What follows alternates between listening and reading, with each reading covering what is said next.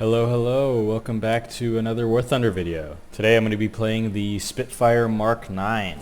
I've been having a lot of fun with the Spitfires recently, trying to grind down the British tech tree. And I'm kind of finding a newfound enjoyment for the Spitfires, because I never really liked them before. I'm usually much more of a energy fighter kind of guy. I mean, I know all dogfighting is energy fighting, but you know, like boom and zoom, that sort of thing, like P-51s. But no, the Spitfires are pretty fun, so let's hop into a game.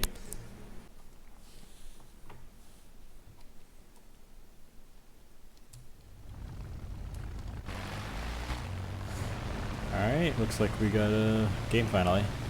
Playing against the Americans, Japanese, Chinese, and the French. Definitely an interesting crew as always. Oh hey, look at that thing. B-109Z1. You don't see those often. Very cool. Cool little plane. Up until recently, I did not realize that... I mean, I knew every, version of the Spitfire was a little bit different, but I never really knew what specifically made them different compared to each other. So, I know the Mark 5 was an upgrade over, I think the Mark 2 or 3 was the previous like major version. Main thing that was different there was, I think, just... I know the difference between the Mark 5 and the Mark 9, which is the one I'm flying now, is the Mark... While they technically have the same engine and the same everything else, the Mark 9 has I believe it's an added supercharger, turbocharger? I believe it was a supercharger for improved high altitude performance. But apparently it also just really improved the aircraft's performance overall. Enough so that a lot of pilots that flew the Mark 9, when comparing it to the Mark 5, said it was basically an entirely new aircraft, which is kind of neat. And then I believe from the Mark, I'm definitely not reaching that. So these guys might. Alright, we got a big crew over here.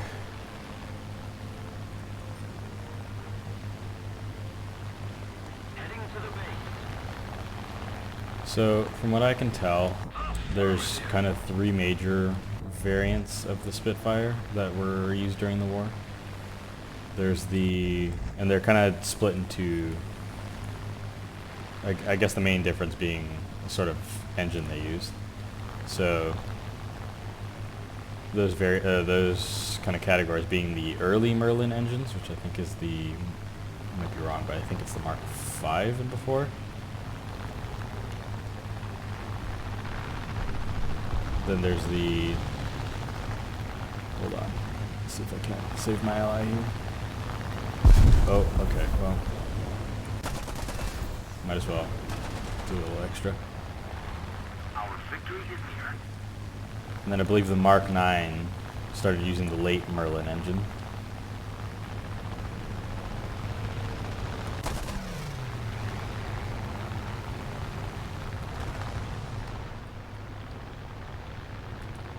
Hold on.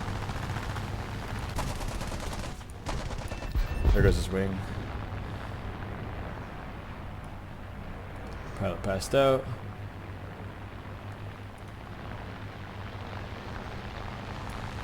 Gotta make sure I can survive before I keep rambling on about Spitfires. Here comes a Hellcat.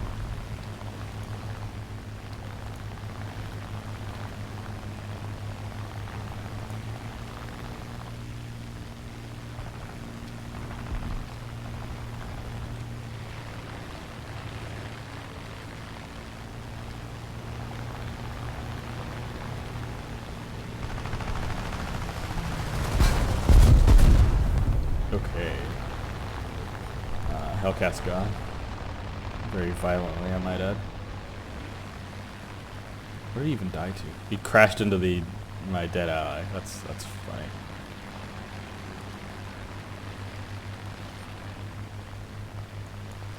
Alright, There's these two guys dogfighting up here. Let's see if I can get some altitude.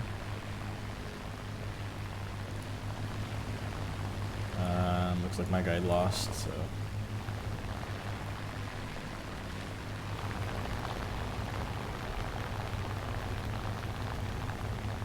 And excuse me, I might be a little rusty. I haven't played War Thunder in a hot minute.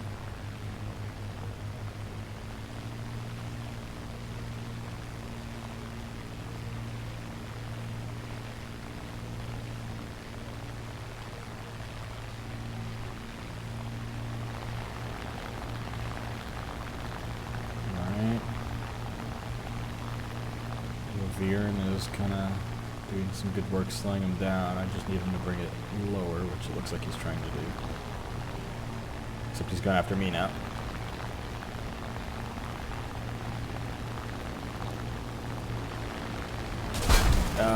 Okay, alright, I'm okay. The enemy's getting closer to victory.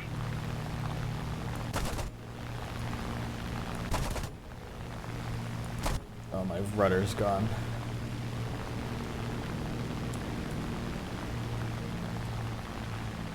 And half of my tail, looks like. Can I still outmaneuver this guy? Maybe.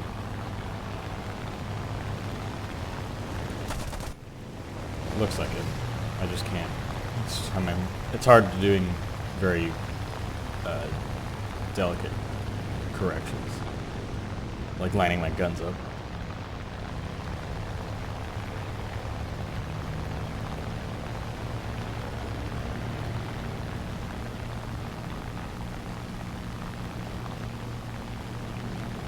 Come on, I'm so close.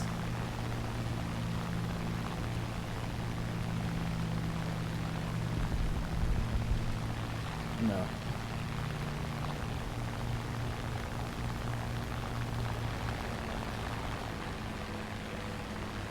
Alright, this is gonna be tricky.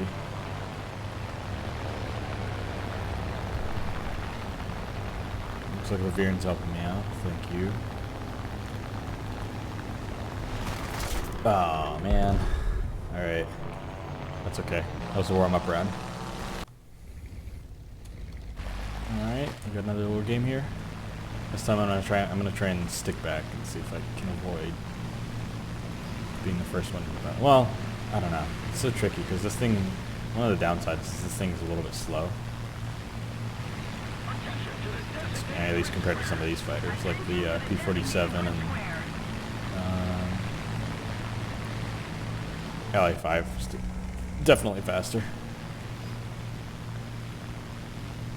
Part of the reason this thing flew so well and was such a well-respected fighter is I mean, there's a lot of different things, but one of the big things is the elliptical wings make it very drag efficient. Because the elliptical wing is pretty much the most ideal kind of wing you can have. At least it's very efficient drag wise. You produce very little drag compared to other wing shapes.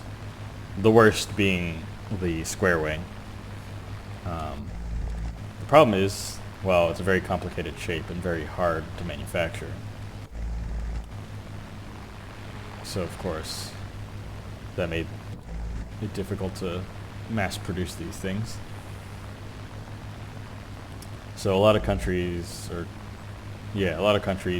especially later in the war, started doing something kind of in between, where you kind of tape your wing, and that gives you a lot of the benefit, and while still being like stupid easy to manufacture. And then that, you just lose out on that last little bit of efficiency, which is, I don't know, whether it's worth it or not. That's up to the designer, but still very impressive. They were able to mass produce this at all, considering the wing. Definitely a very nice looking plane. I like it. Another interesting thing that you probably know if you play War Thunder is this plane has a very specific design flaw where you cannot essentially pull negative G's for any prolonged period of time. Either that or you can't fly upside down, which is also kind of like the same thing. Because if you do that, you essentially starve the engine of fuel, because the Spitfire is something that's called a float carburetor, and it's part of the mechanism that feeds fuel into the engine. And it relies on gravity and, well, not gravity, but so much gravity, but the essentially a bob floating on top of the fuel to limit or allow a certain amount of fuel to enter the engine. And when you're upside down, the bob floats the wrong way and essentially blocks any fuel from being able to enter the engine. And then, so when that happens, you get no fuel in the engine, and then the engine starves. So, yeah, very interesting. Thankfully, you can still pull many positive G's pretty freely. But when you want to sit upside down, your engine's, you gotta watch out for your engine dying, essentially. Got a hit. Okay, don't want to pass out.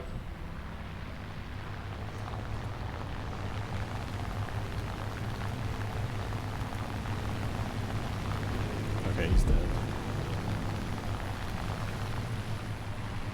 Do I get an assist, maybe? Maybe not. We'll see. I didn't really do much to him.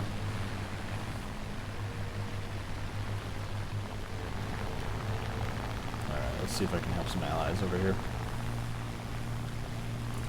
P-51, dogfighting, bunch of my guys. I'm gonna ignore him for now, hopefully. Hey, I got an assist on the other guy. I'll take it. Alright. Let's actually get a good kill here. There's a P-51 and a 0 over here, with an allied Thunderbolt in between. Well, those two crashed, so it's just the P-51 in a very good position for me. So let's see what I can't do here. I don't know if this guy sees me. I hope not. I'm guessing he does, though, and he's going to try and outmaneuver me at the last second. I took some of his tail off. And there he goes.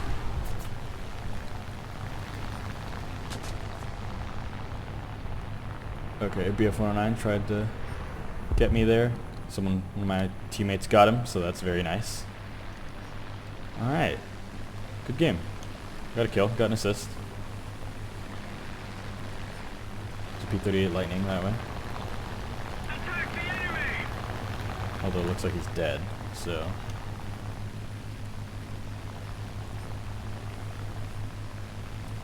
Let's see if we can catch up and do some damage.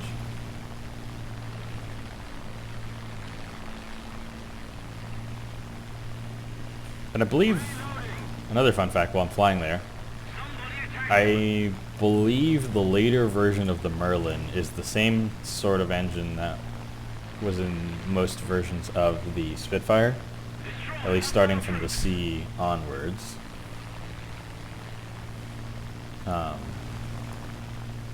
Which explains why this plane and the P-51 were known for having very good engines, you know, it's being two of the better fighters in the war. So, yeah, pretty cool.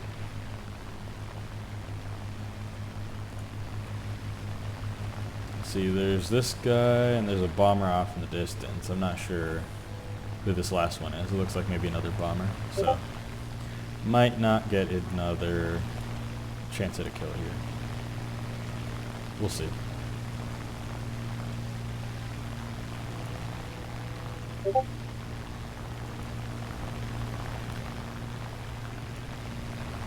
he's on fire. Jeez, everyone's taking a shot at him.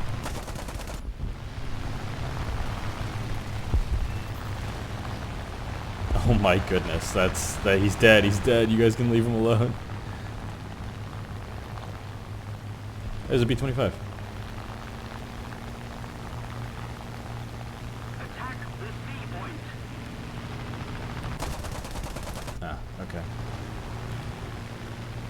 think that's going to be it for me. Negative.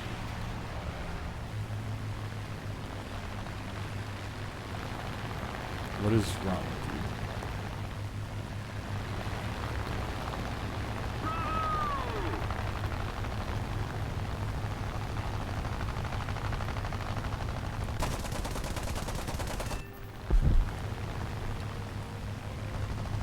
you? Nah.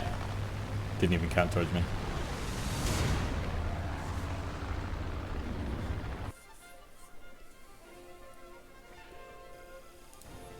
Alright, not too bad, not too bad. Yeah. Spitfire's a fun little plane. I hope you guys enjoyed the video and the kind of intermittent fun facts. And I will see you all in the next one. Bye bye.